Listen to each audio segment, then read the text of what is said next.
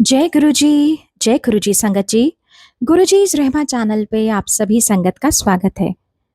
श्रावण मास की आप सभी संगत को हार्दिक शुभकामनाएं। संगत जी महाराज हमेशा से कहते थे कि शिव पुराण पढ़ा करो, पढ़ नहीं सकते तो जरूर सुना करो। महाराज के असीम कृपा और आशीर्वाद से उसी बात को ध्यान में रखते हुए इस चैनल पे गुरु महाराज की कृपा से और आशीर्वाद से हर रोज श्री शिव महापुराण के सभी अध्याय, सभी खंडों समेत चैनल पर साझा किए जाएंगे। आप सभी से निवेदन है कि इस श्रृंखला को बहुत ध्यान से पूरे भाव और मन से सुने और बाकी संगत तक के साथ जरूर साझा करें ताकि उन सभी संगत का भी जरूर कल्याण हो। जय गुरु जी। जय गुरु जी, जय गुरु जी संगत जी। तो गुरु जी की आज्ञा से आज के महाशिव पुराण की कथा का आरंभ करते हैं। उससे पहले ये जान लेते हैं कल हमने क्या पढ़ा था। हमने कल गुण निधि के बारे में जाना कि कैसे उसका विवाह कर दिया गया शीलवती सर्वगुण संपन्न कन्या से, पर फिर भी गुण निधि ने कुकर्मों को ना त्यागा।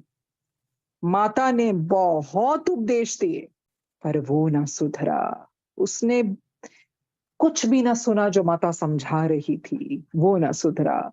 जब एक दिन अकस्मात ही उसके पिता ने वो अंगूठी जुआरी के पास देखी ना, तो जुआरी के द्वारा सब उसको ज्ञात हो गया, क्योंकि पिता को तो कुछ पता ही नहीं था क्या पीछे से हो रहा है, कि माता किस तरह से अपने पुत्र के उन कर्मों को ढके जा रही थी। ज्ञात हुआ कि घर की अनेकों वस्तुएं, जिसमें रत्न, सोने चांदी के आभूषण, पीतल तांबे के बर्तन भी वो हार गया था।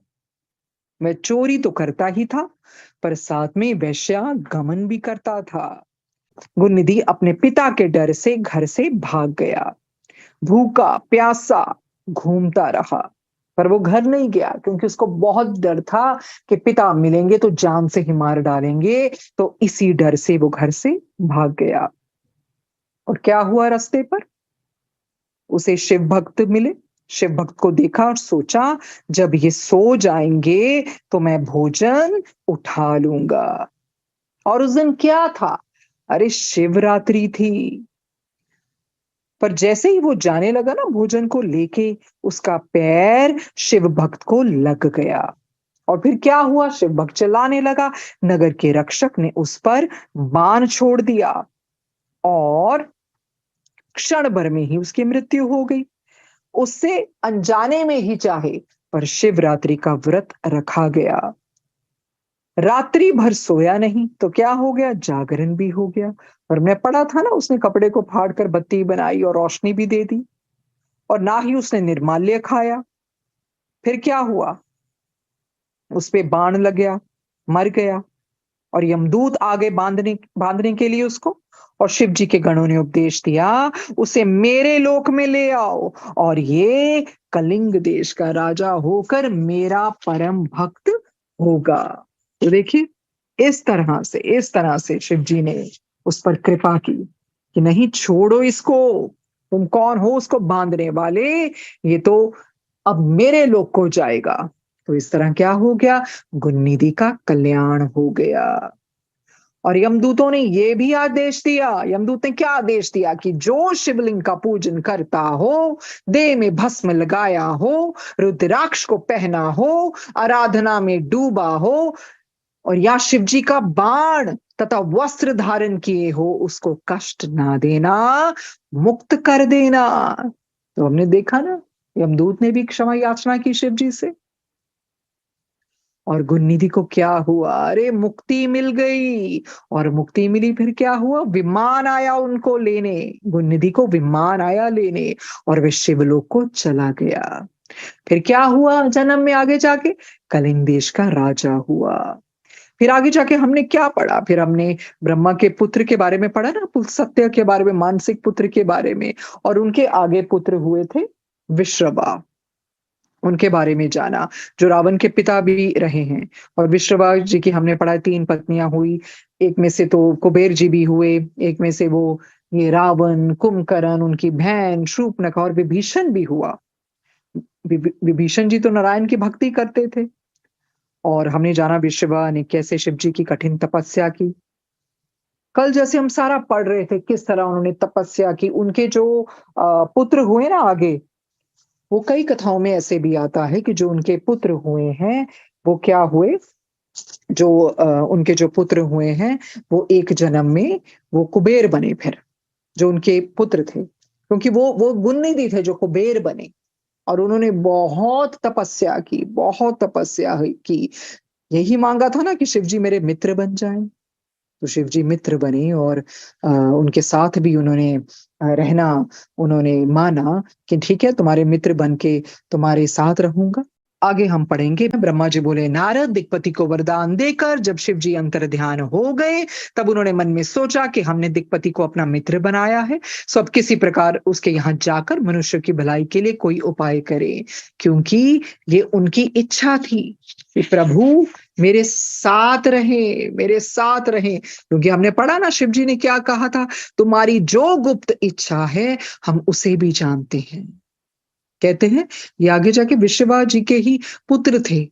शिव जी ने उनको कुबेर के नाम से नाम से पुकारा और किस तरह से उनके मित्र होकर उनके पास निवास किया। शिव जी क्या कहते हैं, हमारा मुख्य स्वरूप तो परब्रह्म रूप है, इसलिए उस स्वरूप तथा इस स्वरूप में जो अब उसके यहाँ धारण करके जाएंगे कोई अंतर नहीं होगा। शिव जी कहते हैं देखो हमारा स्वरूप तो परब्रह्म रूप है, पर ये जो स्वरूप लिया है ना सगुण, इस स्वरूप को धारण करके हम उसके यहाँ जाएंगे जिसमें कोई अंतर नहीं होगा। और जो व्यक्ति इनमें अंतर या द्वैत भाव समझेगा वह दुख प्राप्त करेगा। ब्रह्मा विष्णु आदि द्वारा जो स्वरूप पूजा जाता है, उसी रूप एवं नाम से हम वहां वास कर कुबेर के साथ मित्रता स्थापित करेंगे। तो देखिए ये कई कथाओं में आता है, ये जो कुबेर है ना, जो हमने पढ़ा था ना यज्ञ दत्त के पुत्र गुणनिधि, कहते वो ही एक जन्म में जाके ऐसे बने थे, उन्होंने बहुत भक्ति की, तो उसके कारण फिर ये रूप दिया उनको। शिव रानी ने अब तक अवतार नहीं लिया है, अकेले हमने अवतार लिया है, इसलिए अब पहले अकेले हम ही लोग कठिन तप करेंगे, वहां निवास करते हुए भक्तों को मुक्त तथा कुमार्गियों को नष्ट करेंगे। कुछ समय इसी प्रकार अपना रूप देखने के पश्चात शक्ति भी अवतरित होगी तथा संसार की रीति के अनुसार वे हमारी पत्नी होगी।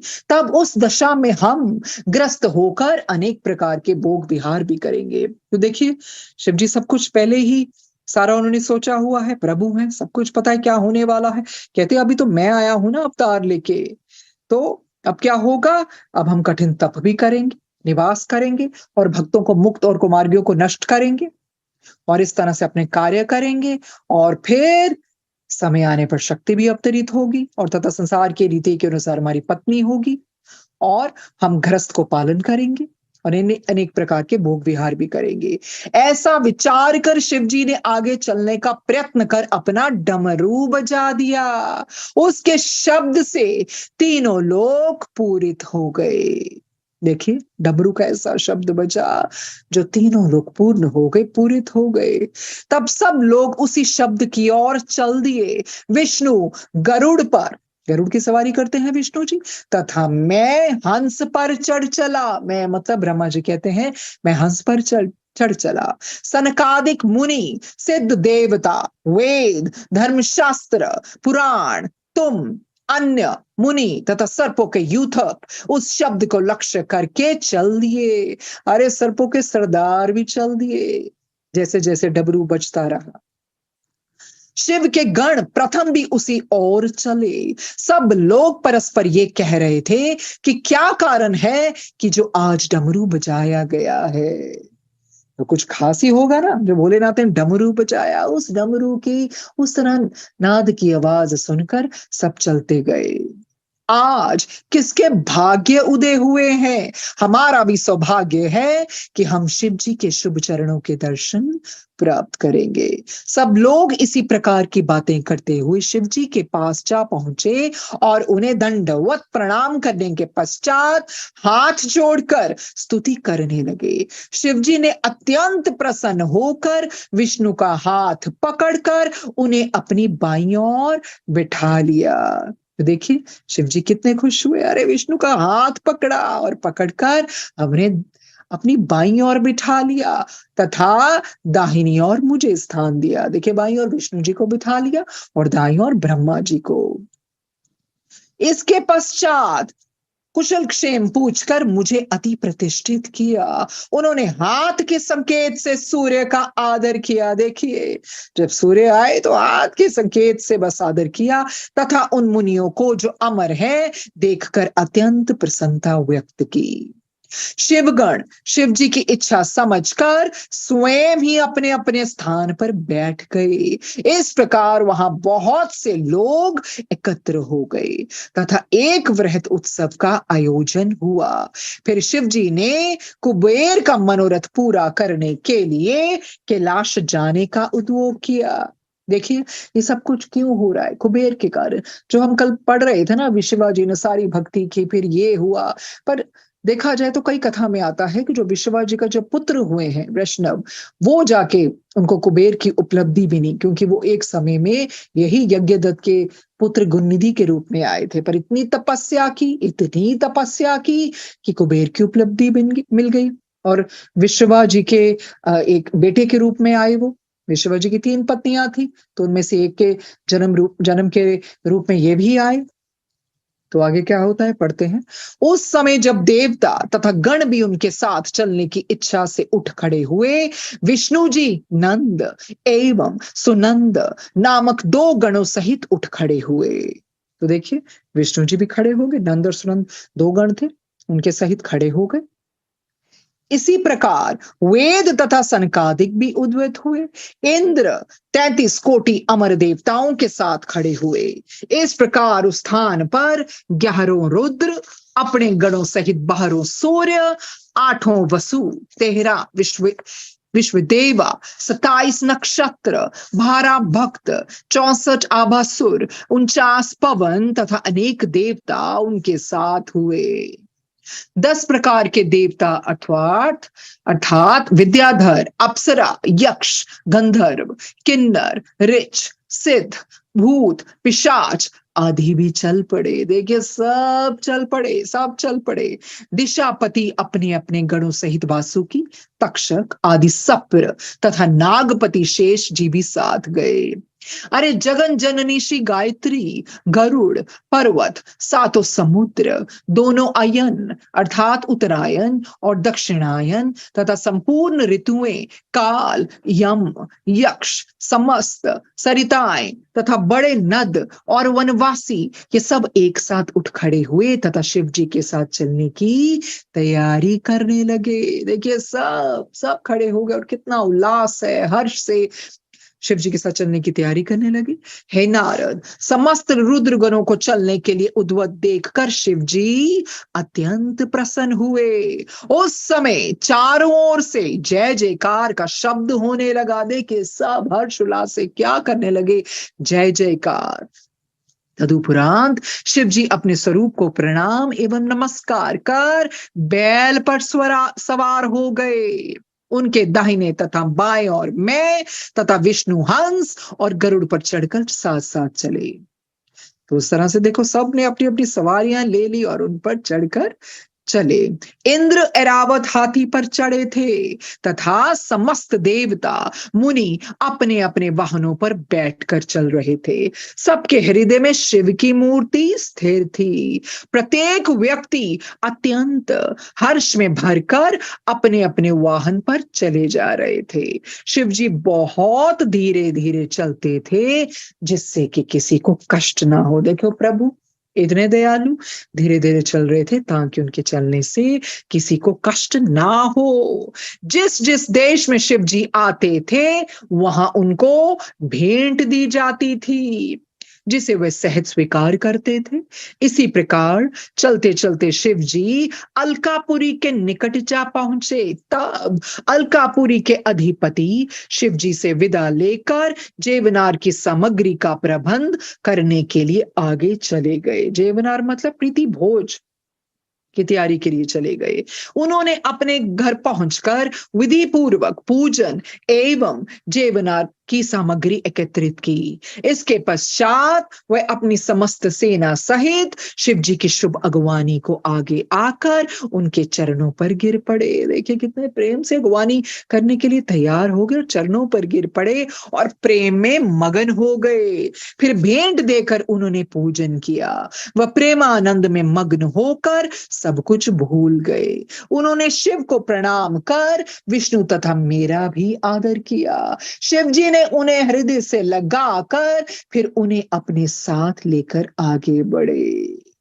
तो देखिए किस तरह से इतनी भक्ति से प्रसन्न होकर कुबेर जी की, जो विश्रवा जी के पुत्र हैं, मान गए हाँ मित्र होकर निवास करेंगे।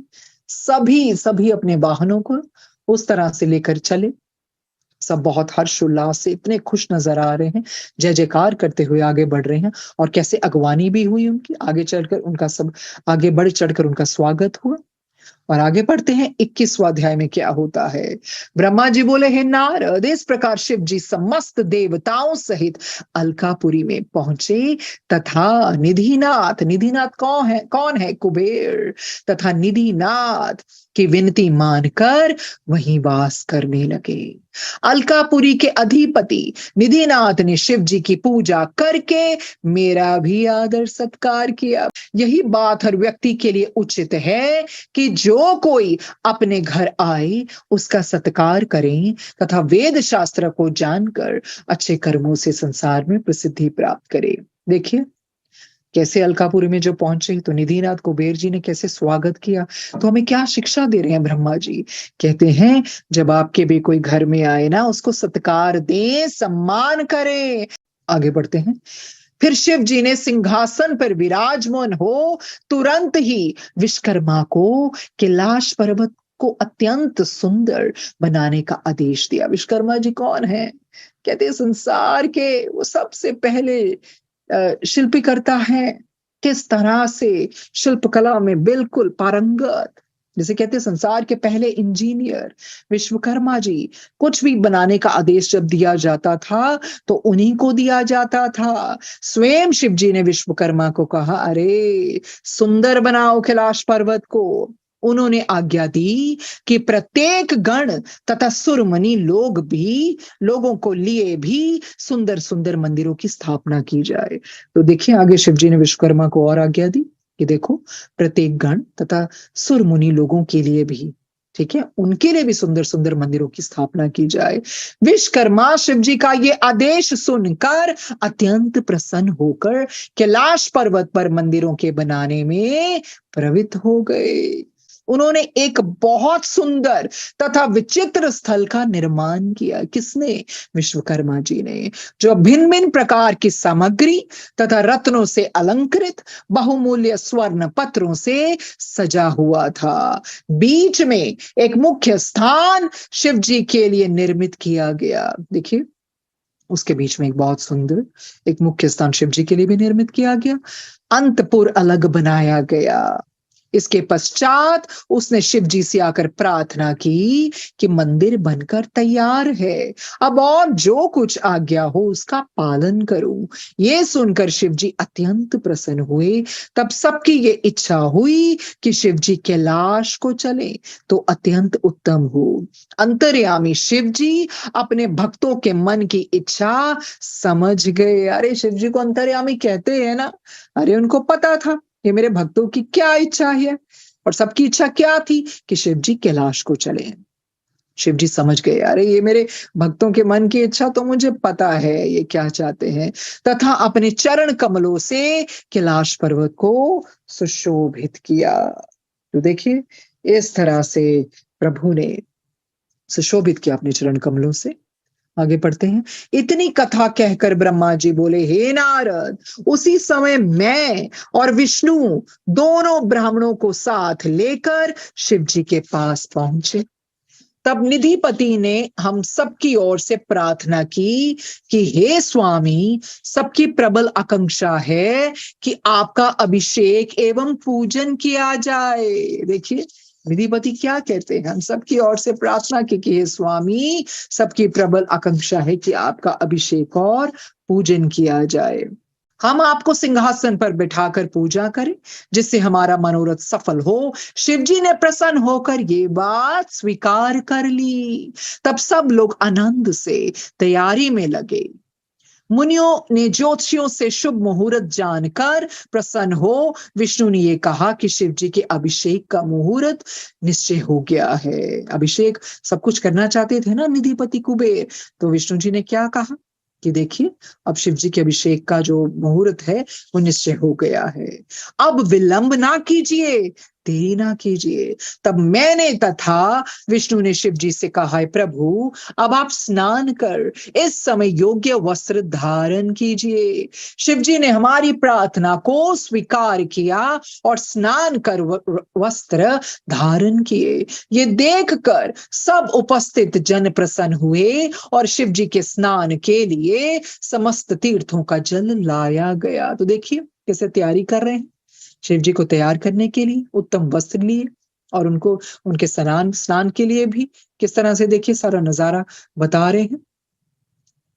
ये देखकर सब उपस्थित जन प्रसन्न हुए और शिव जी के स्नान के लिए समस्त तीर्थों का जल लाया गया। उसी जल में उन्होंने स्नान किया। मैंने तथा विष्णु जी ने उनके शरीर को अपने हाथों से अच्छी तरह मल कर धोया।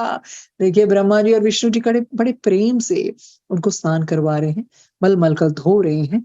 उसके पश्चात शिव जी दिव्य वस्त्र धारण करके सिंहासन पर सुशोभित हुए। उनको बहुत प्यारे दिव्य वस्त्र धारण करवाए गए और सिंहासन पर बड़े प्यार से सुशोभित किया गया। देखिए ये सब क्यों हो रहा है, कुबेर जी ने बहुत तपस्या की थी ना, और सब कुछ फिर वरदान भी मिला ना शिव जी से और माता रानी से भी बाद में। और फिर यही उनकी इच्छा थी कि शिव जी मेरे साथ मेरे मित्र बनकर रहें और मैं इनका अभिषेक करूं, तो वो सब कुछ हो रहा है। मैंने वेद ध्वनि प्रारंभ की। सर्वप्रथम विष्णु जी ने मंत्र पढ़कर शिव जी की पूजा की तथा लक्ष्मी जी सहित बड़ी भक्ति के साथ बार बार आरती उतारी। देखिए ऐसे प्रभु की ब्रह्मा विष्णु सब आरती उतारते हैं और भक्ति के साथ आरती उतारते हैं। समस्त गंधर्व अपने प्रिय स्वर एवं मधुर वाणी में मनोहर गीत गाने लगे। गंधर्व देखिए अपने प्रिय स्वर में मधुर वाणी में मनोहर प्यारे सुंदर गीत गाने लगे। मैंने भी समस्त देवताओं के साथ पूजा की। देखिए ब्रह्मा जी ने भी पूजा की शिव जी की। उसके पश्चात सनकादिक मरीचि ब्रह्मऋषि तथा अन्य मुनि आदि ने शिव जी की पूजा की। हम सब लोगों ने इस आनंद में बहुत द्रव्य लुटाया। उस समय चारों ओर से धन्य धन्य का शब्द सुनाई देता था। सब लोगों ने अत्यंत आनंद के साथ उत्सव मनाया। देखिए ऐसे हैं भोलेनाथ, अपने भक्त की इच्छा पूर्ण करने के लिए सब उनके साथ चले। विष्णु जी, ब्रह्मा जी, इंद्र, सबका नाम अभी विस्तार पूर्वक आया ना, सब हम सब ने पढ़ा कि किस तरह से फिर अभिषेक किया गया, स्नान किया गया, प्यारे वस्त्र पहनाया गया और किस तरह से आरती उतारी गई। और देखिए किस तरह से चुपचाप वो सब कुछ करवाते होंगे, क्योंकि शिव जी अपने भक्तों की इच्छा के लिए सब कुछ करते हैं, प्यार करते हैं अपने भक्तों को, इसलिए उनके हाथों से स्नान भी किया। किस तरह से ब्रह्मा विष्णु जी ने उनको मल मल कर धोया, कितने प्यार से नलाया होगा, और कहते कितने तीर्थों का जल लाया, उस जल से प्रभु को स्नान करवाया गया। तो देखिए क्या प्यारी कथा है, महाशिव पुराण के माध्यम से कितना कुछ जानने को मिलता है, कैसे शिव जी को स्नान करवाया गया होगा। एक ऐसी कथा आती है आगे अध्याय पढ़ने से पहले, कहते शिव पुराण के अनुसार अनुसार ना एक बार माता लक्ष्मी और भगवान विष्णु ना कैलाश पर्वत पर जाते हैं, और भगवान शिव और माँ पार्वती से मिलने के लिए वो कैलाश पर्वत पर जब जाते हैं ना, तो बड़ी ठंड लगती है माता लक्ष्मी को, वो ठिठुरने लगती है। तो वो किसी तरह से ना वो तंज कसती हुई बोलती है, अरे आप तो खुद राजकुमारी हैं, कैलाश पर्वत और आप इस तरह का जीवन कैसे बिता सकती हैं। तो एक दिन माता पार्वती अपने पति के साथ शिव जी के साथ वैकुंठ धाम जाती हैं, उन सुंदरता को देखकर बहुत उस तरह से हैरान हो जाती हैं, मंत्रमुग्ध हो जाती हैं। वापस आने पर ना वो भी भगवान शिव से महल बनवाने की ज़िद करती हैं। तब भगवान शिव विश्वकर्मा को और कुबेर जी को बुलाकर ना सोने का महल बनवाते हैं। और भगवान विश्वकर्मा माफ़ कीजिए, भगवान विश्वकर्मा और कुबेर ने मिलकर वो समुद्र के बीचों-बीच ना सोने की लंका का निर्माण करते हैं। तो क्या करते हैं, एक बारी रावण ब्राह्मण का रूप धारण करके भगवान शिव के पास पहुँचते हैं और भिक्षा के रूप में सोने की लंका माँग लेते हैं। जो कि अन्य कथाओं में ये भी होता है कि विश्ववा जी ने वो लंका कुबेर को दी थी, पर वो फिर वही है, कुबेर ने अपने पिता का कहना माना तो वो लंका वो रावण को दे दी। तो इसी तरह से इस एक कथा में ये भी आता है कि ब्राह्मण का रूप धारण करके रावण जाते हैं शिव जी के पास और भिक्षा में सोने की लंका माँगते हैं और भिक्षा तो देनी पड़ती है प्रभु को। हालाँकि प्रभु को पता होता है ये रावण ही है जो ब्राह्मण का रूप लेकर आया है। और इसको खाली हाथ में नहीं लौटा सकता, इसलिए वो सोने की लंका दान कर देते हैं। और जब पार्वती जी को ये पता चलता है ना, वो इतनी नाराज़ होती, इतनी क्रोधित होती हैं, वो श्राप दे देती हैं कि ये सोने की लंका जलकर भस्म हो जाएगी। तो इसी श्राप के कारण हनुमान जी ने लंका को आग लगाई और उसे राख कर दिया। तभी कहते हैं वो लंका श्रापित हो गई थी। तो इस तरह से बहुत-बहुत सारी कथाएँ हैं, हर कथा में अपना-अपना आनंद है। जब इस महान ग्रंथ में हम कल पढ़ रहे थे, उसमें ऐसा ही दिखाया गया था कि जैसे विश्ववा जी ने सब कुछ किया हो, पर ये जो आगे है इतनी तपस्या और जो कुबेर बने हैं, अन्य कथाओं में ऐसा होता है कि विश्ववा जी के एक पुत्र, वो ही कुबेर के रूप में जो पहले एक जन्म में यज्ञदत्त के पुत्र गुणनिधि थे। आगे बढ़ते हैं 22वां अध्याय। ब्रह्मा जी बोले, हे नारद, सबसे पहले विष्णु जी ने दोनों हाथ जोड़कर स्तुति करते हुए कहा, क्या कहा? ए ईश्वर, आपकी स्तुति वेद भी नहीं कर सकते। मैंने भी आपकी स्तुति की है, पर आपका यदि अंत नहीं जान पाया। ऐसे कहा था ना गुरु जी ने। अरे मैनू तो ब्रह्मा विष्णु नहीं जान पाए, तो तुसी कितने खड़े हो, तो वाकई में आप समझिए।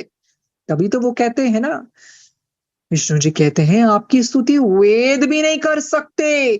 मैंने भी आपकी स्तुति की है, पर आपका यदि अंत नहीं जान पाया। फिर इसी प्रकार देवता, उपदेवता, गण आदि सब ने अपनी अपनी बुद्धि के अनुसार अत्यंत विस्तार पूर्वक स्तुति की। तो देखिए, जानिए स्तुति की महिमा क्या है। जब हम सत्संग करते हैं तो क्या करते हैं, स्तुति करते हैं ना अपने गुरु जी की। स्तुति बहुत सबसे ऊपर है, सबसे ऊपर है स्तुति। जो गुरु जी कहते पाठ तो भी ऊपर है कि गुरु दी महिमा गानी, महिमा स्तुति उस्तत जो भी नाम ले ले, तो सिर्फ विष्णु जी नहीं, ब्रह्मा जी ने ही नहीं, सब देवताओं ने, उपदेवताओं ने, गणों ने, कहते जैसी जैसी उनकी उस तरह से उनको समझ आ रहा था अपनी बुद्धि के अनुसार, सबने विस्तार पूर्वक स्तुति की। सबने खड़े होकर एक स्वर से प्रसन्नता प्रकट की। तब शिव जी सबकी प्रीति देखकर अत्यंत प्रसन्न हुए। तो क्यों ना खुश होंगे प्रभु। हर तरफ प्रीति ही नजर आ रही है, सब प्रेम में मग्न हुए जा रहे हैं, जय जयकार कर रहे हैं, प्यार से भरे हुए हैं और इस प्यार में उमड़कर प्रभु की स्तुति कर रहे हैं। तो प्रसन्न हो गए भोलेनाथ भी। आगे पढ़ते हैं। शंकर जी ये देखकर अति प्रसन्न होकर बोले, तुम सब लोगों की जो भी इच्छा हो उसे प्रकट करो। कहते हैं ना, जब मौज विच आ जाते गुरु जी, तो उसी तरह से शिव जी जब मौज में आ जाते हैं, जब प्रसन्न हो जाते हैं तो क्या कहते हैं, जो भी इच्छा है वर मांगो, जो भी इच्छा है उसे प्रकट करो। गुरु जी भी तो इदा ही कहते ना, जो मंगना है मंग लो। गुरु जी कहते ना, 3 बारी मैं पूछदा हैगा। इस तरह से शिव जी आगे बोलते हैं, मैं उसकी पूर्ति करूंगा। ये सुनकर सब हाथ जोड़कर बोले, हे प्रभु, आपके वचनों से ही हम तृप्त हो गए, हमारे सब कलेश दूर हो गए। इसके अतिरिक्त अब और कौन सी वस्तु है जिसको हम आपसे मांगे। कहते हम आपसे क्या मांगे प्रभु, इतने प्यारे बोल आपके, इतने प्यारे वचन, इसको सुन के तो हम गद गद हो गए। अरे हमारे सब दुख कलेश दूर हो गए। इसके अतिरिक्त अब और कौन सी जानने की इच्छा है और कौन सी वस्तु हम मांगे जिससे हम आपसे मांगे। आपसे क्या छिपा है। फिर भी हम सबकी एक इच्छा है कि हम सब सदा आपकी भक्ति में लिप्त रहे तथा आपके चरणों की इच्छा किया करें। देखिए, महाशिव पुराण की ये चीजें मोटी-मोटी सीखने वाली हैं, वो हमें इन चीज़ों में नहीं पढ़ना, ये कथा में ऐसे क्यों है, मैंने तो ये पढ़ा था, मैंने तो वो पढ़ा था। अगर हम इस समय पढ़ रहे हैं ना, तो गुरुजी की मर्ज़ी ना होती तो ना पढ़ पाते। पर वही चीज़ है जो असल चीज़, असल ज्ञान लेने वाला है, उसको तवज्जो देनी है। क्या माँगा? उन्होंने क्या माँगा जब प्रभु ने कहा, "अरे माँग लो, मैं खुश हूँ।" तो वही सीखने को मिलता है, उन्होंने क्या माँगा? भक्ति।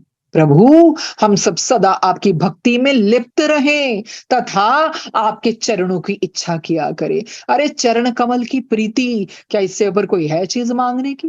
प्रभु आपकी भक्ति तो माँगी उन्होंने। देखिए भक्ति तो बहुत लोग माँगते हैं, पर भक्ति में रस भी तो माँगना है ना। ये भी तो माँगना है, प्रभु आपकी भक्ति में लिप्त रहें। सिर्फ कहने के लिए थोड़ी कहना है, गुरुजी भक्ति दे दो। अरे उस भक्ति विच रस होवे, उच्चसी लिपटे रहिए। जैसे इसमें लिखा, लिप्त रहें तथा उसमें मग्न रहें, उसमें डूब जाएँ तथा आपके चरणों की इच्छा किया करें। हमको कोई भय नहीं हो और आप हमारे सब अपराध क्षमा करें। देखिए, फॉरगिवनेस, गुरुजी कहते हैं ना, बख्शवालो, करम बख्शवालो, तो उन्होंने भी तो यही माँगा ना। हमें कोई भय ना हो प्रभु, हमें कोई डर ना हो। अब हमारे सारे अपराध क्षमा कीजिए। देखिए, वो हमें भी सीखने को मिलता है। ना जाने किस-किस जूनों में भटके हुए, किस-किस योनियों में भटके हुए, क्या-क्या अपराध किया हो, जानकर या अनजाने में प्रभु हमारे अपराध क्षमा करो। क्या चीज़ें सीखने वाली है? एक तो भक्ति में लिप्त रहें आपकी, कुछ पता ही ना चले, बस भक्ति में लिप्त रहें। दूसरी, चरणों की इच्छा किया करें। तीसरी, हमारे अपराध क्षमा करे। जब दानव हमारा अपमान करे, उस समय हमारे दुखों को दूर करे। तो उन्होंने कहा, बहुत उस समय बहुत बोलबाला था दानव का, बहुत तंग करते थे, बहुत कुकर्म करते थे। उन्होंने कहा, जब वो हमारा अपमान करें, उस समय प्रभु आप हमारे दुखों को दूर करें। सब लोग इतना कहकर चुप हो गए। तब शिव जी सबको अभय दान देकर स्वयं सगुण रूप में वही स्थित हुए। फिर सबको समझाकर वहां से विदा विदा कर दिया। देखिए, शिव जी वहीं सगुण रूप में स्थित हो गए और सबको समझा दिया और विदा कर दिया। केवल मुझको तथा विष्णु को पास बुलाकर उन्होंने ये कहा कि तुम दोनों ही हमारे शरीर हो तथा संसार की उत्पत्ति कर तुम ही पालन करते हो। बोला तुम, क्योंकि उन्हीं के शरीर से निकले ना, बाईं ओर से वो और दाईं ओर से वो ब्रह्मा जी, बाईं ओर से विष्णु जी, वही निकले ना। तो उन्होंने बोला, संसार की उत्पत्ति कर तुम ही पालन करते हो। अस्तु, जब तुमको कोई दुख होगा तब हम तुम्हारी रक्षा करेंगे। देखिए, प्रभु ने वचन दिया, अरे ब्रह्मा विष्णु कोई दुख होगा तो तुम्हारी रक्षा करेंगे। देखिए, जब विष्णु जी राम जी बनकर आए थे, तो प्रभु ने अवतार लिया ना हनुमान जी के रूप में। हनुमान जी के बगैर हो नहीं सकता था कुछ भी। दुखों को दूर किया और राम जी ने भी शिवलिंग की पूजा की, तभी उनके मनोरथ पूर्ण हुए। तब हम तुम्हारी रक्षा करेंगे। अब तुम दोनों अपने लोक को सुखपूर्वक चले जाओ। ये सुनकर हम दोनों उनसे भक्ति मांग और विदा होकर चले आए। फिर शिव जी ने निधिपति का हाथ पकड़कर कहा, निधिपति कौन है? कुबेर है। हे मित्र, और कुबेर कौन है? विश्वा के पुत्र। विश्वा किसके पुत्र हैं? पुलसत्य के। और पुलसत्य किसके पुत्र है? ब्रह्मा जी के। ऐसे फैमिली ट्री इनका बनता आ रहा है। हे मित्र, तुम्हारी प्रीति जानकर हमने तुम्हारे निकट ही वास किया है। हमारी तुम्हारी मित्रता तीनों लोकों में प्रसिद्ध होगी। तुम्हारा कैसा सौभाग्य है कि तुम हमको अति प्रिय हो। अस्तु, अब तुम भी अपने लोक को जाओ।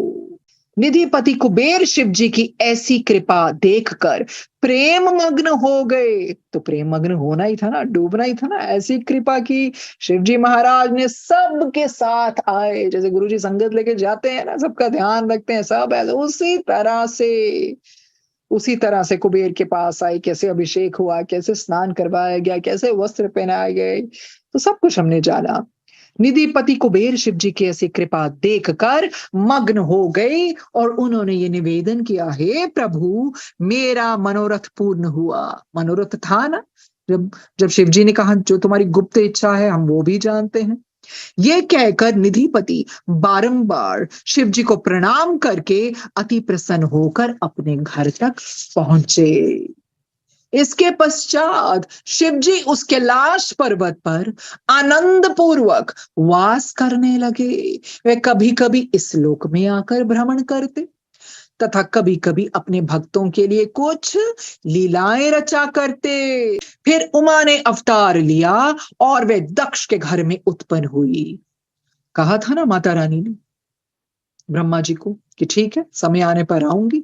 दक्ष ने उमा का विवाह शिव जी के साथ कर दिया। शिव जी उमा के साथ भक्तों के हित के लिए लीलाएं करने लगे। देखिए, जब भी प्रभु लीलाएं करते हैं ना, उसमें हित ही होता है, हर एक चीज का कारण ही होता है।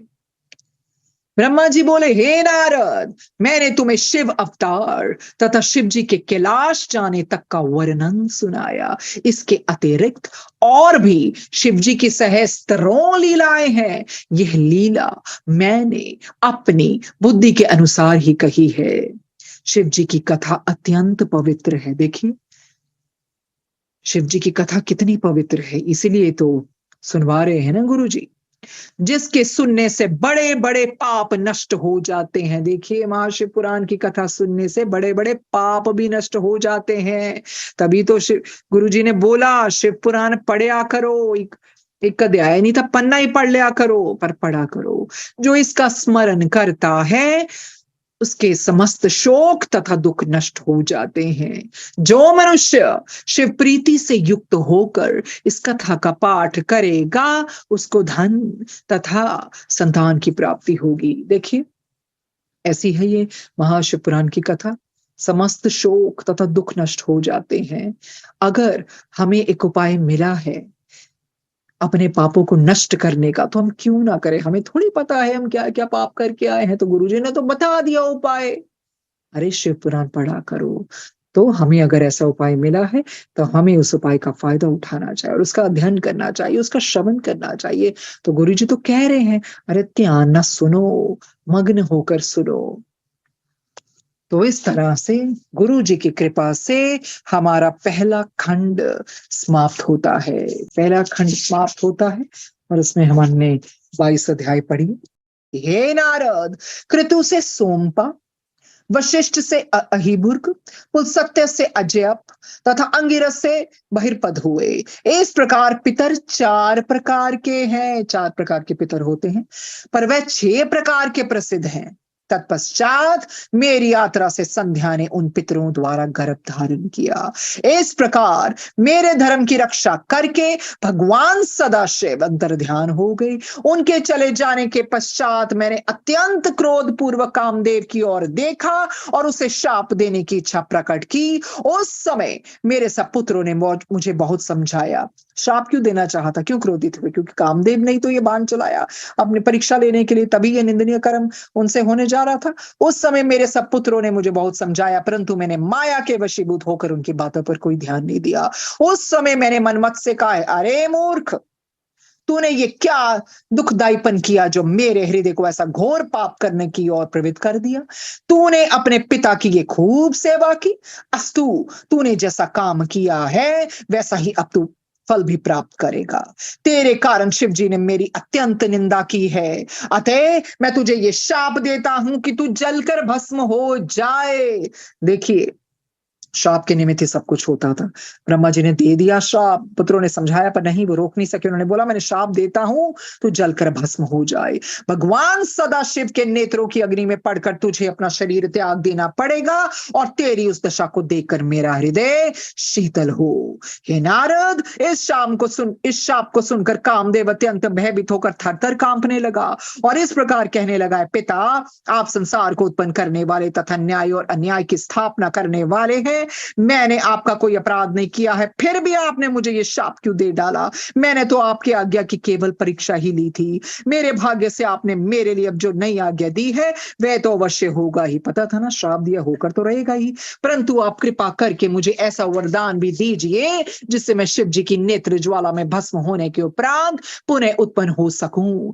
इस प्रकार कृपा करके मेरा दुख नष्ट कर दीजिए। इतनी कथा सुनकर ब्रह्मा जी ने कहा, नारद, कामदेव की ये प्रार्थना प्रार्थना सुनकर मुझे अत्यंत प्रसन्नता हुई। तब मैंने कहा, "हे कामदेव, मैंने तेरे संबंध में जो कुछ कहा है वो तो निश्चित रूप से होगा ही, परंतु अब मैं तुझे ये वरदान देता हूँ कि तुझे भस्म करने के उपरांत कुछ दिनों बाद जब शिव जी अपना विवाह करेंगे, उस समय तुझे ये शरीर पुनः प्राप्त हो जाएगा और शिव जी तेरे सहायक हो उठेंगे।" इस बात को सुनकर सभा में फिर से नवीन आनंद भर गया।